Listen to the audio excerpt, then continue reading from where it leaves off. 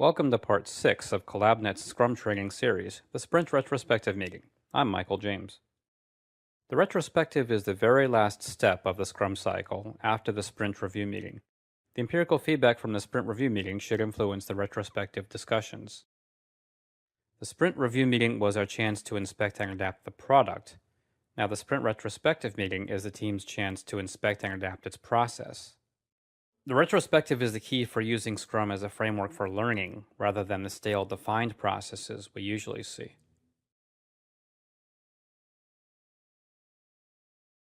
In a complex world, only learning teams and learning organizations will thrive. The Scrum Master's goal is to create the conditions for a learning team and eventually a learning organization. According to The Skilled Facilitator by Roger Schwartz, the facilitator does not intervene directly in the content of a group's discussion. To do so would be to abandon neutrality and reduce the group's responsibility for solving its problems. The Scrum Master's listening and facilitation skills in this meeting make a big difference. Even in a team that's declared as self-organizing, status affects all transactions. Also, some people have a greater tendency to form opinions and vocalize them before others have figured out how they feel. An effective facilitator sometimes uses status leveling techniques to reveal a greater cross-section of viewpoints from the team. In this module, I'll show you my own interpretation of techniques I've found useful. Since I may do things differently than the inventors of these techniques may have intended, at the end I'll refer you to the original sources. As usual, I'll quiz you along the way.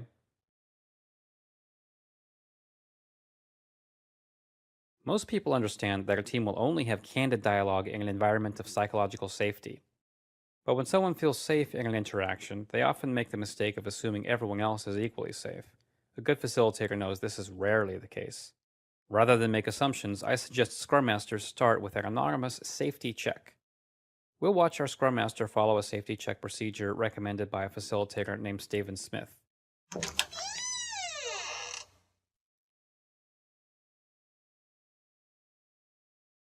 We're going to do a safety check before the main part of the retrospective.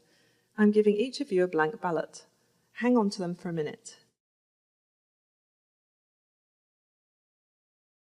Think about a situation in your life where you felt unsafe, uncomfortable, or awkward.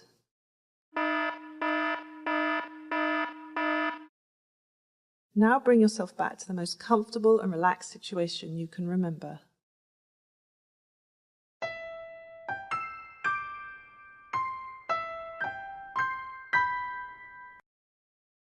Now I'm going to ask you how you feel right now in this room doing this retrospective. Please write a number from the safety gradient and fold it so others cannot read it. Even those who feel safe should not reveal their choice, to protect the anonymity of those who don't.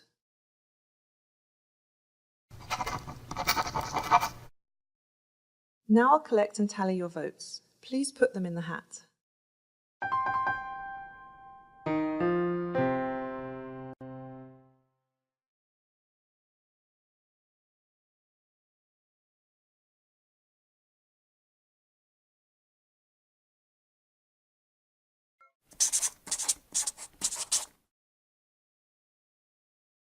So team, before we begin the main part of the retrospective, what's your interpretation of the histogram? The safety check wasn't in the original Scrum books, but more teams are seeing the value of doing it from time to time, especially in the beginning. A safety check by itself is not a complete retrospective. If safety is very low, breaking into groups of 3 or 4 can be helpful. A couple weeks ago, I dropped in on a retrospective for a group that said they were, quote, doing Scrum, even though they had about 15 people in the room, no clear idea who was on the team, and accountability to people other than the product owner. One last point on safety. You've probably heard a productive conversation at work stop as soon as the boss walks in the room, even when the boss is a nice, helpful guy who used to be one of them and never asked to be a boss. I think of this as the invisible gun effect. The gun might be invisible to the boss because he has no intention of harming anyone, he's just there to help. But subordinates sometimes do see it because they realize the company has given the boss power over who gets promotions, who's retained in the event of a layoff, etc. Concern about looking good for the boss can color subordinate interactions with each other in ways that might not align with optimal team self-organization. Also, the presence of someone who has traditionally been responsible for their work has sometimes kept teams from taking as much responsibility as they might otherwise. It can be hard to see these effects because people don't admit to themselves they're happening. One group I work with was so concerned with this problem they put their managers on different teams than their subordinates. The same challenges can also arise with contractors, especially when they're on the other side of the world. Scrum does not define particular retrospective practices other than suggesting a discussion of what went well and what can be improved. It's common to refer to these as pluses and deltas for short. Other topics could be what did we learn and what still puzzles us. The idea is for the people on the team to have a conversation leading to agreements about actions. We do this every sprint instead of waiting until the end like a waterfall project post-mortem. Let's watch one now.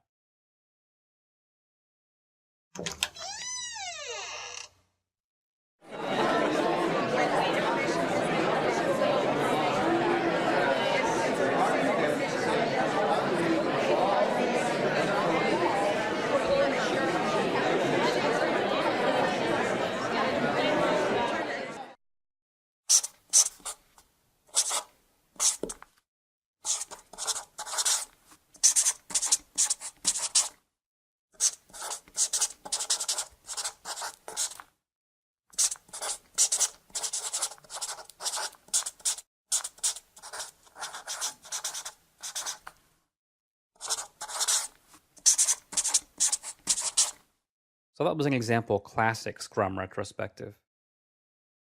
According to Roger Schwartz, members often begin solving problems by suggesting solutions before agreeing on the problem or its causes. A Scrum Master can help with this problem by keeping the group on the same step. For example, some facilitators like to keep the group in distinct steps for objective questions such as what happened, reflective questions such as how do we feel about it, interpretive questions such as what does it mean, and decision questions such as what are we going to do about it. Professional negotiator William Ury gets people to focus on their interests rather than bargaining from particular positions. And marriage researcher John Gottman finds couples are more likely to stay married if they learn to start negotiating from their core interests rather than pushing for particular outcomes. The common element to remember from all experts is to make sure decisions about actions come last. In the next chapter, we'll see an example technique to help with this.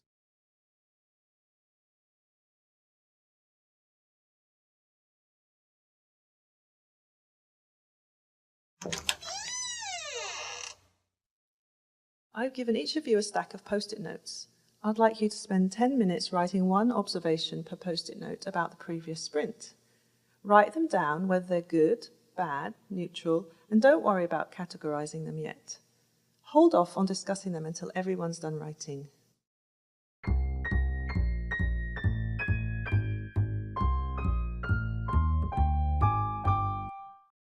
When you get stuck, consider writing down the things you weren't sure whether to write.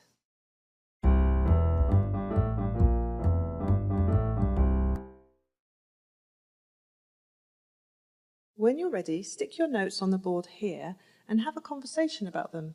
Make sure none of them are ignored. If you like, you can group the related ones.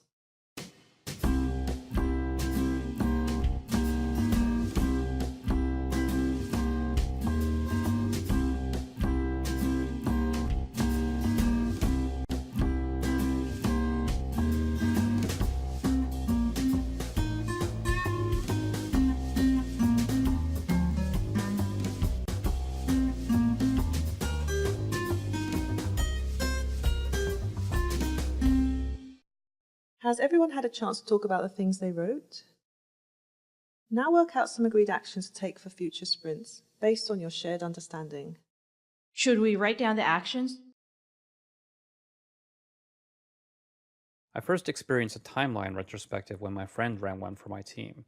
Scrum Masters can throw this one in occasionally to surface things that might not have been discussed otherwise. Here's just one way to do this.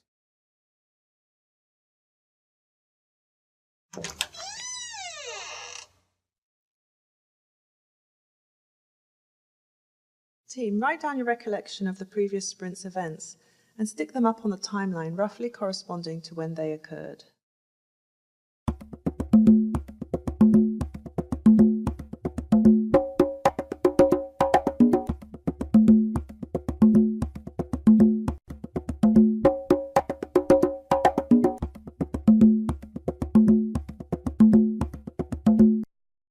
now read each other's notes and have a discussion about what they mean. For example, For example, this clump here in the middle of the sprint, what was that about? halfway through the sprint, there was a disagreement whether to keep using custom client-side libraries or switch to kQuery. Most of us wrote something objective about that here. This meeting could be a time to collect reflections and interpretations about how you handled that, leading to decisions and how to handle design disagreements in the future. But our team never seems to decide anything. We'll get to that soon.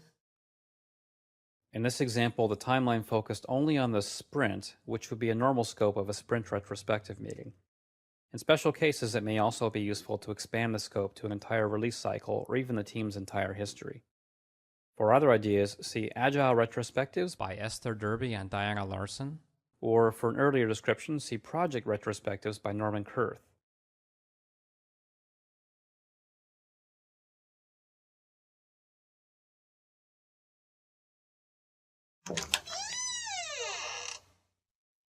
It sounds like your conversation has wound down. Do you feel you've reached an understanding of each other's perspectives? Any new reflections and insights? Yeah, I finally realized that not all Emacs users are stubborn people with left-hand carpal tunnel syndrome from typing Control-Alt-Shift-C. Only Andy is. What was that, Mr. VI user? I didn't get that because I wasn't in text insert mode.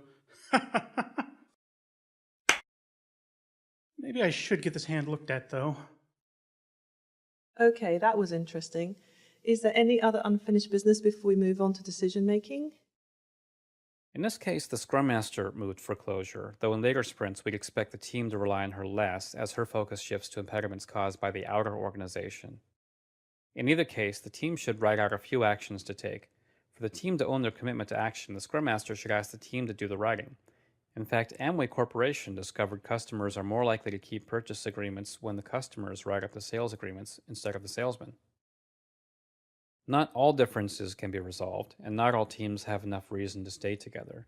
Nearly all situations can be substantially improved when the group is committed to this. Small teams do have a greater probability of reaching consensus than large groups, especially when they have some control over who joins them. While this module is intended to open your eyes a little, I would expect a serious Scrum Master to mix up techniques from books such as Agile Retrospectives by Esther Derby and Diana Larson, Facilitator's Guide to Participatory Decision Making by Sam Kanger, and The Skilled Facilitator by Roger Schwarz. I've learned even more from classes on facilitation, Scrum gatherings, and conferences such as Amplifying Your Effectiveness, or AYE. These are different skills and a different way of being than conventional management. Once you've adopted the different way of being, the particular techniques don't matter as much.